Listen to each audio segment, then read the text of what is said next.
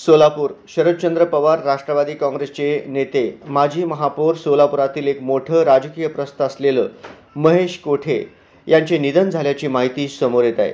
या घटनेने सोलापुरात खळबळ उडाली असून अतिशय धक्कादायक एक्झिट मानली जात आहे। मिळालेल्या माहितीनुसार महेश कोठे हे प्रयागराज येथे कुंभमेळ्यासाठी गेले होते। त्या नदीमध्ये शाही स्नान करून बाहेर पडले। त्यानंतर थंडीमुळे रक्त गोठले आणि त्याच वेळेस त्यांना हृदयविकाराचा जोरदार झटका आला। हॉस्पिटलमध्ये नेण्यापूर्वी त्यांचा मृत्यू झाल्याची माहिती समोर आली आहे।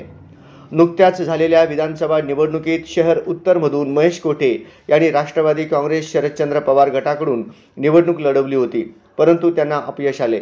यापूर्वीही त्यांनी 3 वेळा विधानसभा निवडणूक लढवली। सोलापूर महापालिकेमध्ये त्यांनी महापौर पद भूषवले। महापालिकेतील एक दिग्गज नेते म्हणून त्यांचे संपूर्ण महाराष्ट्रात नाव होते। महानगरपालिकेचा प्रचंड अनुभव असलेल्या नेत्याचे अचानक निधन झाल्याने सोलापुरात हळहळ व्यक्त होत असून अनेकांना या बातमीनं धक्का बसलाय।